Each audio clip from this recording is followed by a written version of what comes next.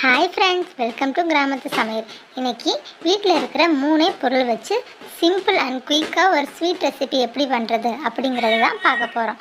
இது ரொம்பவே soft and ஸ்வீட்டாக இருக்கும். இதை ட்ரை பண்ணி பார்த்தேன், நல்லா இருந்துச்சு. ஓகே, வாங்க வீடியோக்குள்ளே போகலாம்.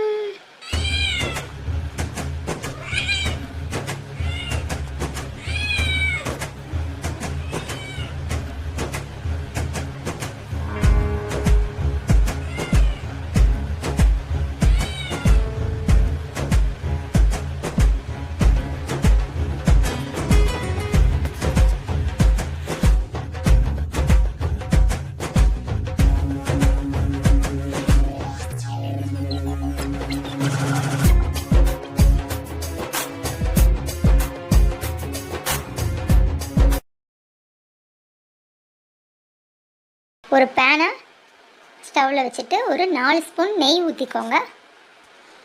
நெய் நல்லா காஞ்சதும் ஒரு கப் அளவு ரவை சேர்த்துக்கோங்க.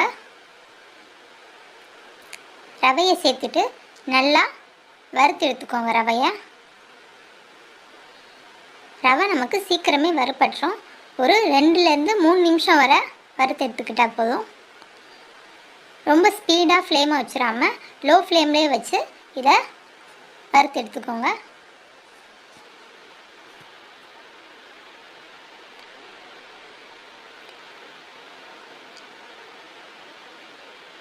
இந்த ஸ்வீட்டை நம்ம இன்றைக்கி பால் சேர்த்து தான் பண்ண போகிறோம்.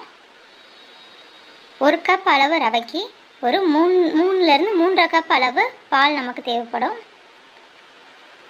இப்போது பாலை ஒவ்வொரு கப்பாக சேர்த்து கிண்டி விட்டுக்கோங்க. மொத்தமாக சேர்த்துடாதீங்க, டக்குன்னு கட்டியாயிரும்.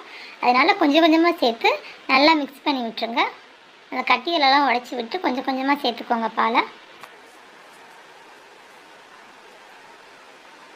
இப்போது நான் 2வது கப் பாலை சேர்த்து நல்லா மிக்ஸ் பண்ணி விடுறேன்.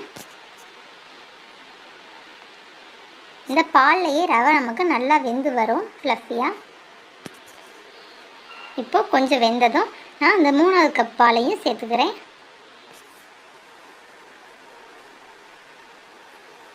சேர்த்துட்டு நல்லா மிக்ஸ் பண்ணி விடுங்க. இந்த பாலெல்லாம் உறிஞ்சி ரவை நல்லா வெந்து நமக்கு ஒரு கட்டியான பதத்தில் கிடைக்கும்.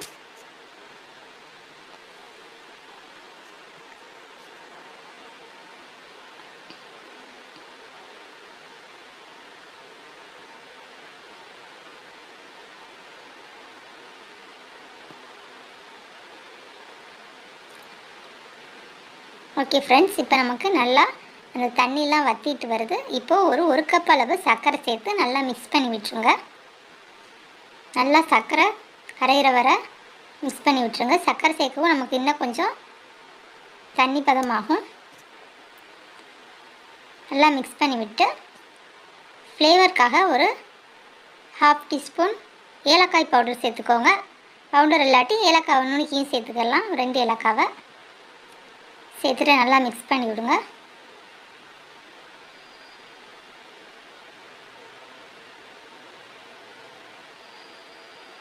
கட்டிகள் பட்டால் அதை நான் உடச்சி விட்டு நல்லா மிக்ஸ் பண்ணி விட்டுக்கோங்க. இப்போது கலருக்காக ஒரு 1/4 டீஸ்பூன் மஞ்சத்தூள் நான் சேர்த்துக்கிறேன். நீங்கள் ஃபுட் கலரோ இல்லை குங்குமப்பூவோ இல்லை மஞ்சத்தூளோ சேர்த்துக்கலாம். சேர்த்துட்டு இந்த மாதிரி மிக்ஸ் பண்ணிகிட்டே இருங்க. இப்போ நமக்கு நல்லா ஒரு பால்கோவா பதத்தில் கிடச்சிருக்கு. இப்போது ஒரு 3 ஸ்பூன் நெய் ஊற்றிக்கோங்க. ஊற்றிட்டு அதை நல்லா திருப்பி விடுங்க. அது நல்லா சட்டியில் ஒட்டாத அளவுக்கு நம்மளுக்கு அந்த வளவளப்பு போய் நல்லா தளன்னு கிடைக்கும். இந்த மாதிரி சட்டியில் ஒட்டாத அளவுக்கு கிண்டி விட்டுருங்க. இப்போது ஸ்டவ் ஆஃப் பண்ணிட்டு ஒரு பிளேட்டில் நெய்யை தடவி வச்சுட்டு அதில் இதை நம்ம சர்வ் பண்ணிடலாம். இந்த மாதிரி ஸ்பூனில் நெய்யை நல்லா தடவிட்டு இந்த மாதிரி ப்ரெஸ் பண்ணி விட்டுக்கோங்க. விட்டு இப்போ நான் கேஷ்யூ நட்ஸ் போட்டிருக்கேன். நீங்கள் என்ன நட்ஸ் வேணால் மேலே போட்டு இந்த மாதிரி என்ன ஷேப்பில் வேணுமோ கட் பண்ணி வச்சுக்கலாம். லைட்டாக ஆறவும் அப்புறம் கட் பண்ணுங்கள். கட் பண்ணி வச்சுட்டு